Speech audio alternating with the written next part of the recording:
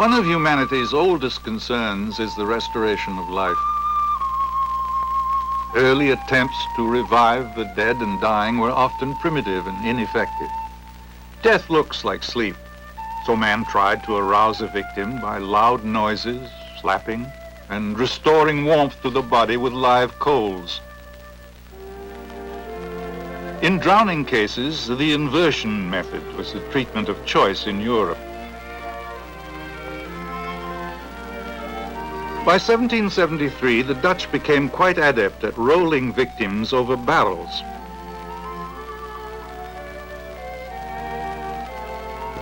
In 1812, the barrel was replaced by a horse that bounced the drowning victim. The bouncing method caused some air exchange and occasionally even met with success. The Royal Humane Society of London advocated the use of bellows for resuscitation in 1837, but the bellows proved better at reviving fires than reviving people. More sophisticated methods followed. In 1857, England's Dr. Sylvester kept the victim face up to perform the first manual method of artificial respiration to be universally accepted. In 1903, the victim was turned face down again for the Schaefer prone pressure method. Then in 1932, the Holger-Nielsen technique was developed and its use became widespread.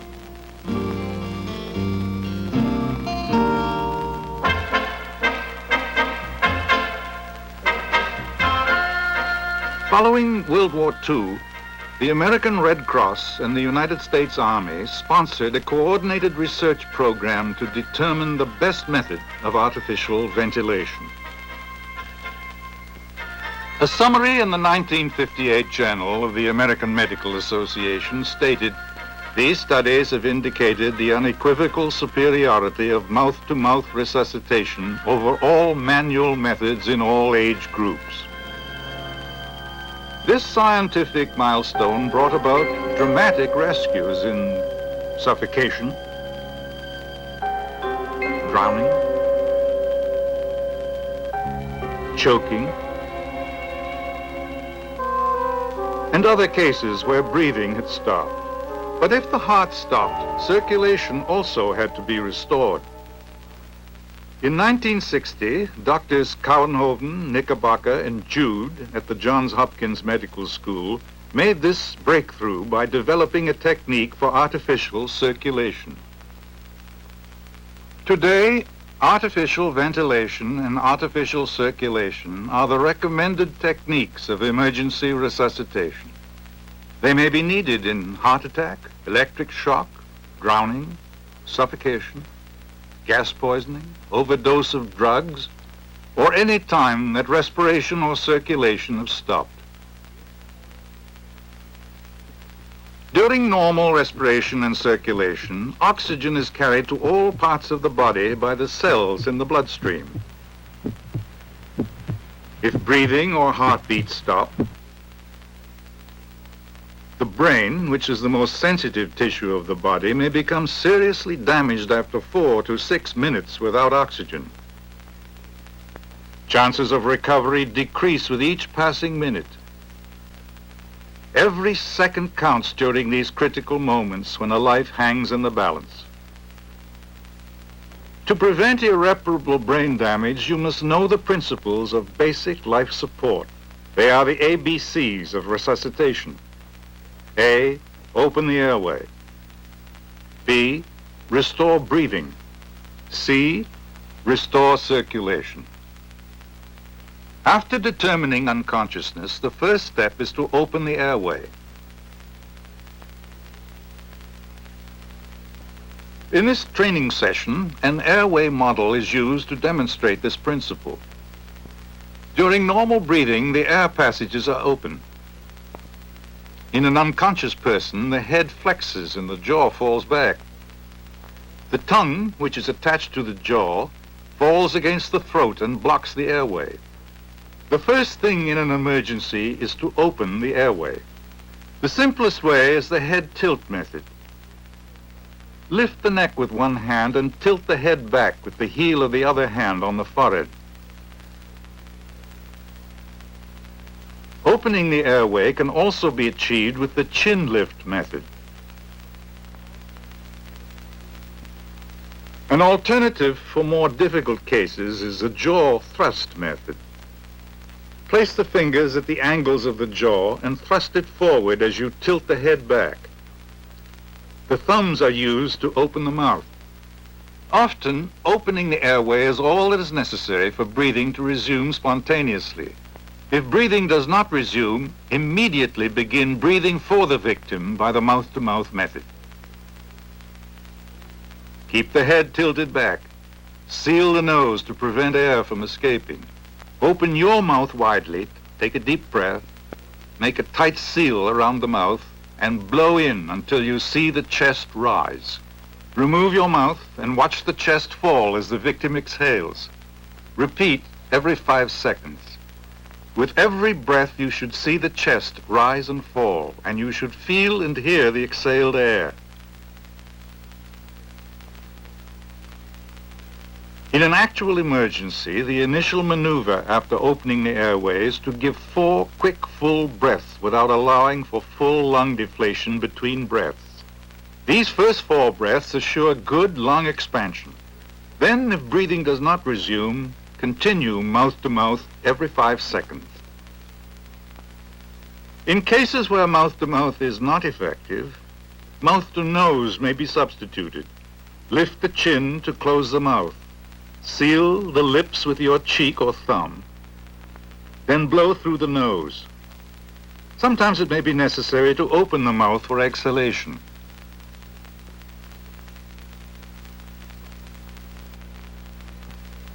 When opening the airway and breathing for the victim are not enough, restore circulation. The heart is a pump that forces out blood and produces a pulse with each contraction. This heart is beating normally and is monitored on an oscilloscope, which shows the normal electrocardiogram.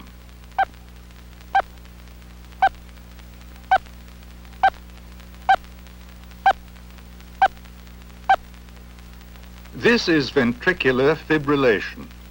The individual muscle fibers contract independently without coordination, a useless activity that does not circulate blood. This condition occurs frequently during heart attack. This is cardiac standstill. When the heart stops, there is no circulation or pulse, and no activity is recorded on the oscilloscope. However, in emergencies, you must rely on the pulse to check the heartbeat. To determine if there is an effective heartbeat, keep the head tilted back and check the carotid pulse by placing the fingers on the Adam's apple and sliding them into the groove at the side. If no pulse, restore circulation by external cardiac compression. The heart lies in the middle of the chest, beneath the breastbone or sternum. Compression should be over the lower half of the sternum, but not over the xiphoid, which is the lower tip of the sternum, since pressure here may cause internal injury. The hand is placed 1 to 1.5 inches from the tip of the xiphoid. To locate this position, place 2 fingers on the xiphoid. Place the heel of one hand on the lower half of the sternum next to these 2 fingers and the other hand on top. Compress the sternum straight downward with enough pressure to move it 1.5 to 2 inches on an adult. Compression of the heart between the sternum and the spine forces blood out. Relaxation of pressure allows the heart to refill. Use the heel of the hand only and do not let the fingers touch the chest. This minimizes the possibility of rib fracture. The fingers may be interlocked to keep them off the chest. Cardiac compression circulates blood, but does not produce adequate ventilation. It is mandatory that it be combined with mouth-to-mouth breathing. The combination of artificial ventilation plus artificial circulation is called cardiopulmonary resuscitation, or CPR. CPR is demonstrated on an anesthetized person. Slow motion photography reveals the effectiveness of cardiac compression without damage to the ribs or internal organs. To permit expansion of the lungs, the hands are relaxed after each compression, but remain in contact with the chest. For maximum effectiveness, the victim should be on a firm surface when external cardiac compression is performed. CPR is performed best by two rescuers. One compresses the heart once a second, while the other interposes a breath between each 5 compressions without any pause in the compressions. The rate is 60 per minute. Ventilation is more effective when done between compressions because you are not inflating against the compressions. One rescuer may count out loud to help maintain the rhythm.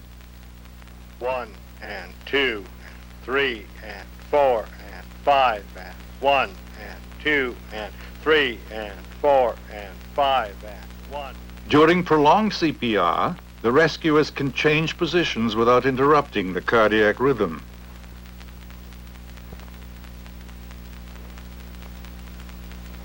An important rule is never interrupt CPR for more than 5 seconds.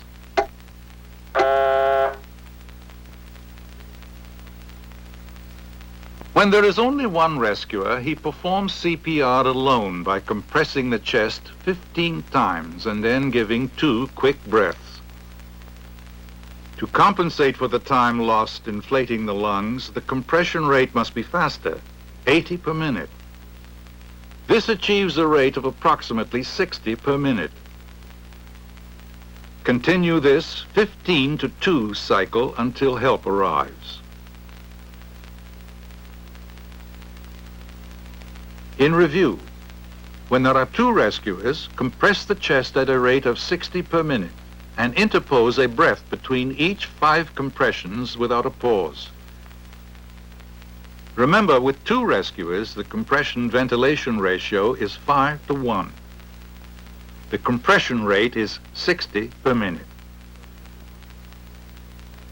If there is only one rescuer, compress the chest faster at a rate of 80 per minute, and after each 15 compressions, give 2 quick, full ventilations.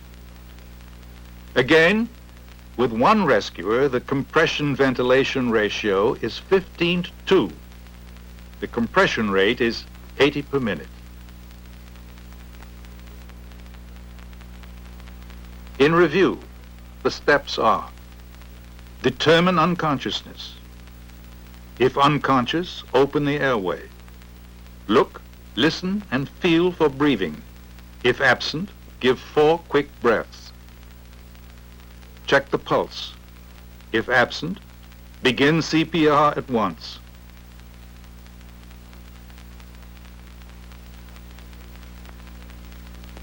After the first minute and every few minutes thereafter, check the carotid pulse for effectiveness of CPR or return of spontaneous beat.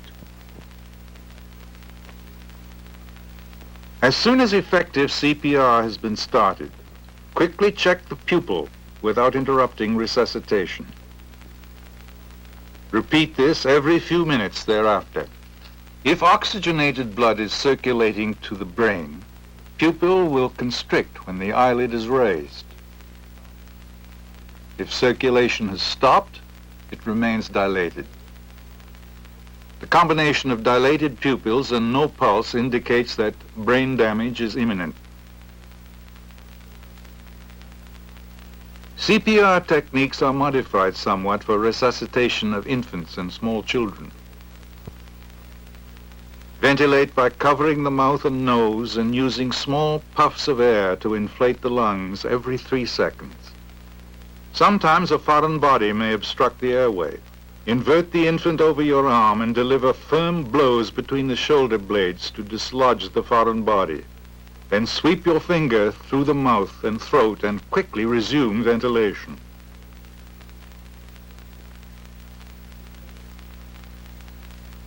If air distends the stomach, expel it by pressing on the upper abdomen.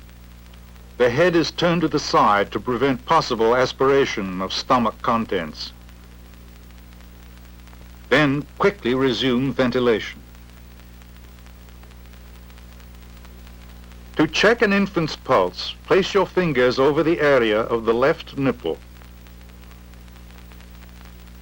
If the heartbeat is absent, begin CPR. Place 2 fingers on the mid-sternum and compress at a rate of 80 to 100 times per minute and inflate the lungs after each 5 compressions.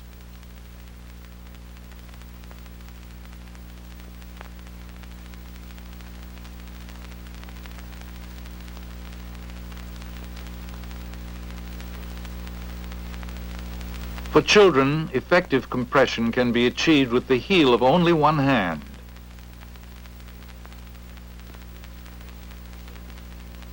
You have seen demonstrations of the A, B, C principles of basic life support. But for a complete training program, you must have careful instruction and mannequin practice under qualified instructors.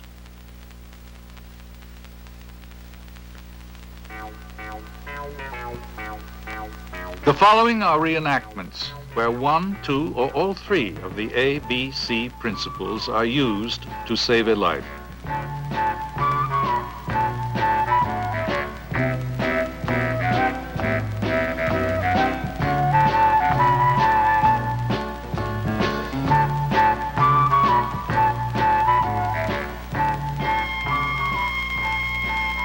After fainting, mild heart attack, and other conditions, failure to breathe may be due only to the tongue blocking the airway.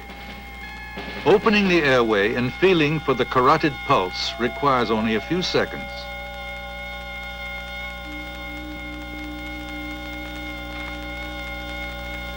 The presence of a pulse and the return of spontaneous breathing means a successful rescue.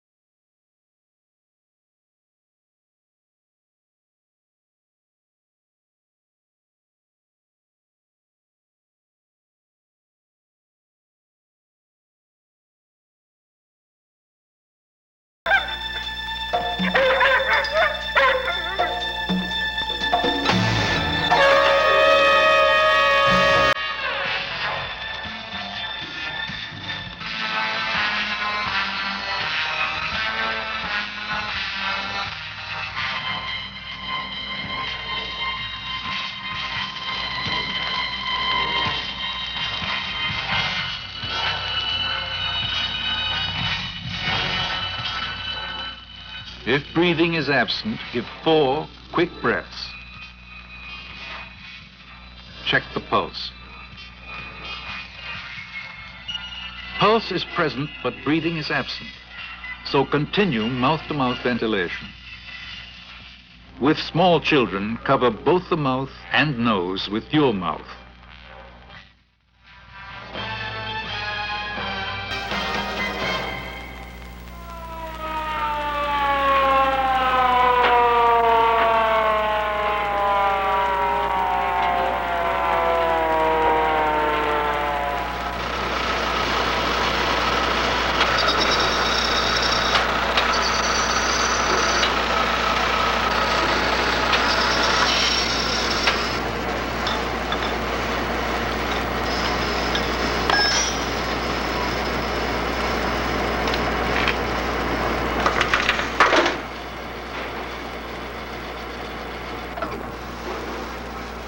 Pain and discomfort in the center of the chest are early warning signs of impending heart attack.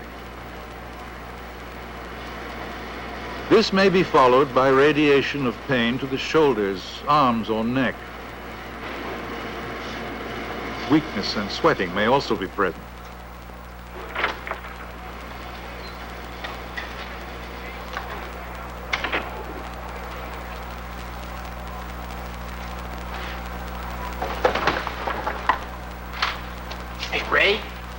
Determine unconsciousness. If unconscious, open the airway. Look, Listen and feel for breathing. If absent, give 4 quick breaths.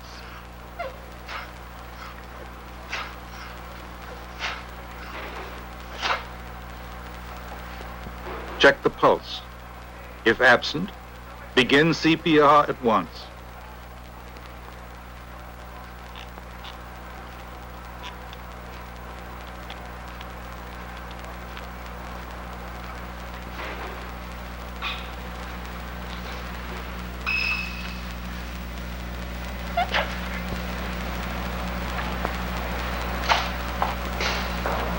Come on!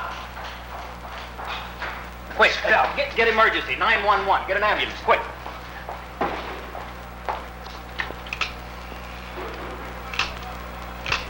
Hello, can you send an ambulance right away? We have an emergency. A man has collapsed in the machine shop.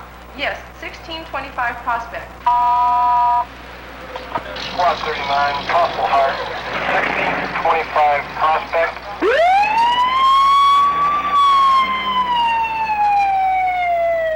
Where there is a well-organized community-wide rescue system, trained personnel and portable equipment are quickly dispatched to the scene.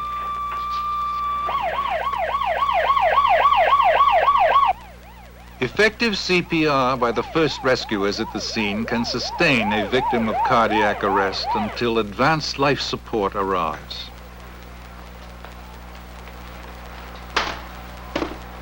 As soon as trained paramedics arrive at the scene, preparations are made to provide advanced life support. The heart rhythm is determined with paddle electrodes.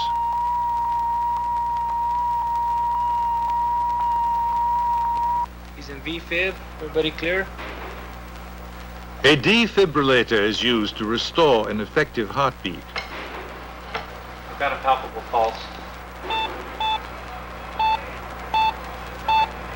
He's back to normal sinus rhythm. The rescue squad contacts the hospital via telemetry. Community Hospital, CCU, Squad 9, over. Community Hospital, we have a full arrest. Request permission to start an IB, over. An intravenous lifeline is started so that fluids and drugs can be administered. Breathing is assisted with a mechanical ventilator.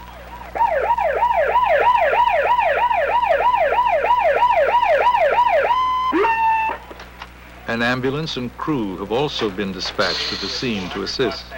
Now have normal sinus rhythm. Assisting breathing with a mechanical ventilator. Okay, give him a 5-second shot. Seeing the vitals.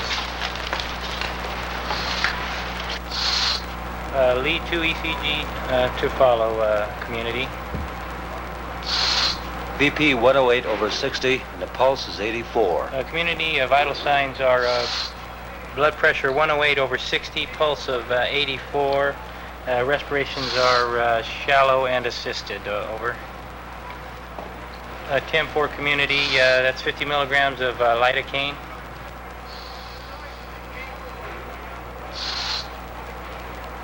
Lidocaine on board. Community, we have the lidocaine administered at this time. We're preparing to transport the patient to your location. 6025 Prospect. The patient has received advanced life support from trained rescue personnel at the scene. He is now stabilized and can be transported to the hospital. 4.5, southboard, 734, 1.5.